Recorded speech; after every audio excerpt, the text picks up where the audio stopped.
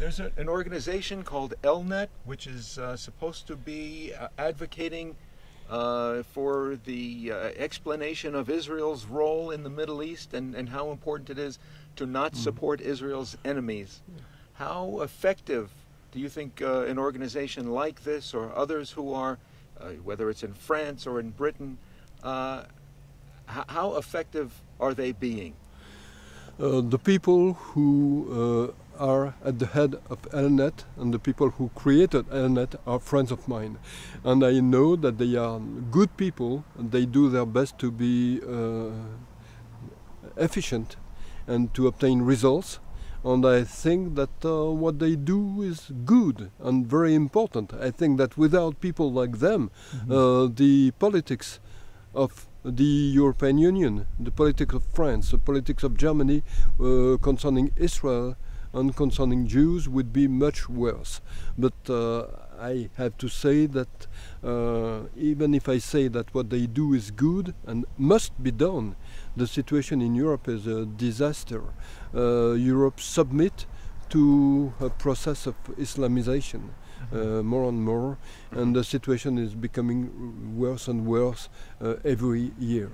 So yes, ELNET needs to be supported, and ELNET needs to be supported especially because some Jews, the Jews who can leave Europe, and they come to live to Canada, to Israel, to the United States. But some Jews are too poor to leave, so they have to stay there. Some Jews cannot leave their position. They have a business, they have a business, they have a profession, so it's not easy to leave. And so their lives become more and more complicated, and they have to be confronted with anti-Semitism. Anti-Semitism is growing. In a country like France, people leave some areas of the country to be refugees in other parts of the country where anti-Semitism is less bad. So it's really an awful situation, and organizations like ELNET do their best in these conditions, so they deserve to be supported, and many Americans would have to understand how awful the situation is becoming in countries like France. And it's not only France, I could say that in Belgium it's even worse. What would happen to the United States if the Democrats take over the White House? When I say what would happen to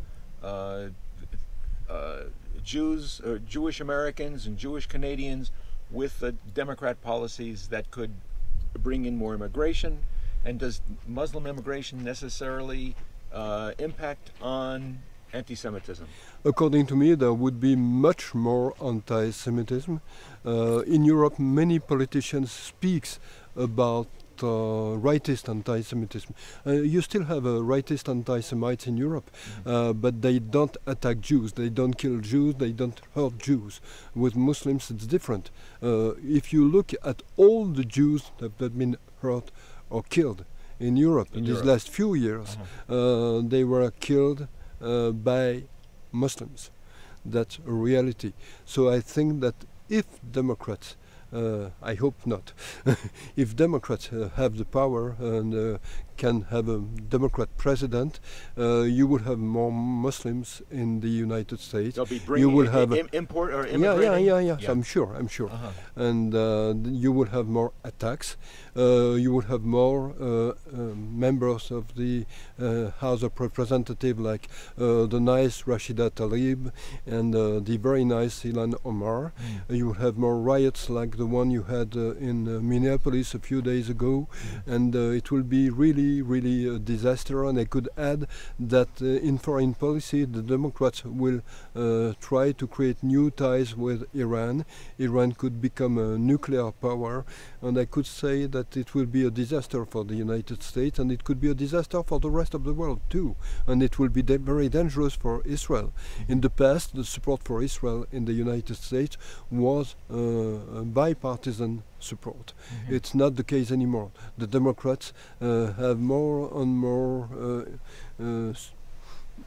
disagreements with Israel and support more and more the so-called Palestinian positions. And so if you want to support Israel, if you take care about Israel, the party that supports you is the Republican Party. or at least the Republican candidates who may be, if you don't join the party, you encourage. Yes, yes. At least vote for Trump. Trump is the best president for Israel, the best president for the Jews. I know that many Jews in the United States don't support Trump.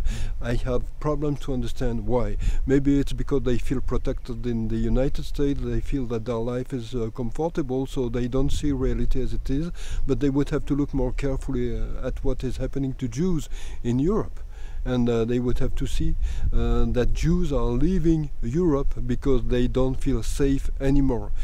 If they want to be in the same kind of situation, they have to go in the same direction and to support a party that has candidates and members of the House of Representatives like Rashida Tlaib and Ilhan Omar. And I cannot understand how Jews in the United States can still support a party that supports people like Rashida Tlaib, like Ilhan Omar, for example. For me, it's very hard to understand. If you're a Jew, you cannot be in a party that supports anti-Semites because these women are anti-Semites. But is the anti-Semitism, or as they call it, anti-Israelism, is it exclusive to Muslims, or does it reach into the left and progressive parts of the party? You can see with people like Alexandria Ocasio-Cortez that leftist, loony leftist, can support Palestinians because they love terrorism. So, and I could say maybe they don't like Jews who support Israel. They don't like strong Jews. If Jews behave like dhimmis, they are ready to accept them. But if Jews are strong, if Israel is strong, they don't like it.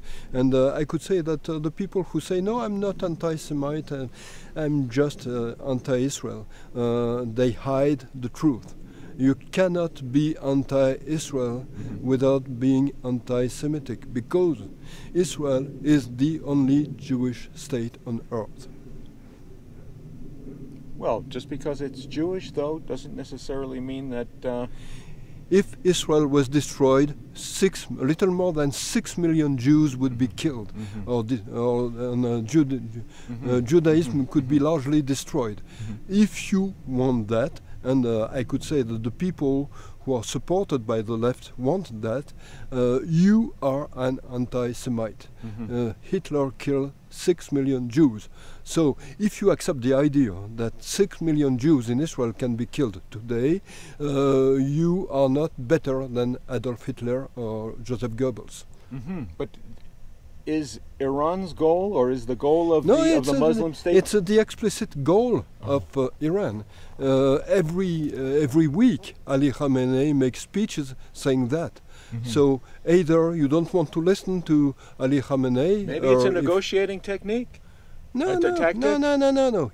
He hates Israel, and he wants really to destroy Israel. He even published a book explaining that a couple of years ago.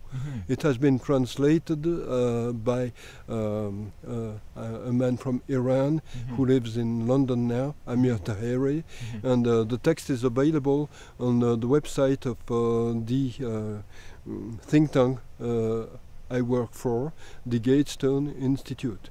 And if you go on the Gatestone Institute website, you can find the English translation of the book written by Ali Khamenei. If ISIS has been officially defeated in terms of establishing the caliphate, are there alternative, rival caliphate interests still competing to dominate the Muslim sphere Middle East? The Islamic State has been destroyed, but the ideas are still there. So I think that the fight against this kind of people will not end as long as these ideas are in the atmosphere and they are still there. You still have people who are ready to create new organizations of this kind. You had Al-Qaeda, you still have Al-Qaeda, you have the organization that I quoted a few minutes ago, Hezbollah, Hamas, Islamic Jihad, etc. I'm sure you would have, even if the Islamic State was completely destroyed, and you still have some remnants in many places, even if it was completely destroyed, another organization would rise and take the same place on the earth. Does Turkish President Erdogan have his own agenda to establish a new Ottoman Empire? Yes, I think that he would love to, and but I think that he will be in contradiction with what Ali Khamenei and the mullah in Iran wants. So I think that there is a slight possibility for the United States to say to Erdogan, you can be a tactical ally of what we do against Iran. And maybe he will think I will have the ability to take advantage of the situation later, but if for the moment he agrees, it would be good, because it would be a disaster if Turkey was coming completely on the side of Iran and Russia. How about Saudi Arabia? Do they still have their own interest in establishing the caliphate in the Middle East? No, I don't think so. I think that the decisions that were taken when Donald Trump went to Riyadh were good decisions. He said to Saudi Arabia, we are your ally if you behave as we want you to behave. What does it mean? It means that Saudi Arabia doesn't have to support any kind of terrorist organization anymore, and that Saudi Arabia has to create closer ties with Israel. And I think that if you look at the policy of Saudi Arabia now, you can see that they are becoming more moderate. In the Saudi press, you have articles praising Israel. It's completely new. You didn't have that a few years ago. And you could see that for the Jewish New Year, the ambassador of Saudi Arabia in the United States wished a Happy New Year to the Jews of America. It's completely new, and it's thanks to the American policy, and it's thanks to the decisions taken by Donald Trump. Yes. And you can see that you have close ties between Jared Kushner, who is a Jew, and the prince that rules Saudi Arabia now, Mohammed bin Salman. But the Saudis now, in the wake of the U.S. withdrawing from Syria, the Saudis are now taking a new tactic of concession to Iran. They are scared by Iran, but I don't think that they make a lot of concessions. They know that Iran wants their destruction. They know it, and so they are on the side of the United States, because they don't have a choice. Either they are on the side of the United States, or they are on the side of their own destruction. Well, but if the U.S. Would you support the U.S. Getting militarily involved on behalf of Saudi Arabia? Not right now. I think that the tactic of the Iranian leader is to try to create a war, to try to block the Hormuz narrows, because in such a case you would have a huge economic problem all over the world, and they think, hey, if Trump starts a war, he will create a disaster, and he will not be re-elected. So we shall have again Democrats in the White House, and it will be very nice for us. And Trump sees that it's a trap, and he doesn't fall in the trap. Well, do you think that President Trump would resort to military solutions during an election cycle like this? He wants to asphyxiate the economy of Iran. That's what it does, and it doesn't change. It's his strategy, and he will not move from this strategy. So he sent troops to Saudi Arabia very recently. So he reinforced Saudi Arabia, but he will not attack Iran before the election for the reason I just gave. Do you appear, or have you appeared on conservative news programs, radio and television in France? Not for the last 3 years. Are there conservative TV and radio in France? There are no conservative radio or TV in France. You just have TV and radios that look like MSNBC, CNN, and everything that looks like that. So French people are completely disinformed. It's impossible to give information except if you create websites giving informations. That's what I do, that's what my friends do, but we are almost in the position of dissidents at the time of the Soviet Union. The free press, free speech is almost completely destroyed in France. What are the prospects of a dissident mobile or internet movement reaching people who are not already involved within this? I think that the chances are very slim, limited. Uh-huh. No, I'm very pessimistic about the future of France. I'm very pessimistic about the future of Western Europe, and that's why I decided to move and to come to the United States, because I think that the important fight is there now. If America falls, the Western world will be destroyed. Destroyed by revolution? Destroyed by collapse, by third world people, Muslims coming to make attacks and riots, etc., etc. And replaced with what? Fascism? No, maybe you can see that when the Roman Empire was destroyed for many centuries, you had almost nothing. You just had wars, destruction. That's it. Sometimes you don't replace something by something different. You replace something by just ruins, mayhem, destruction.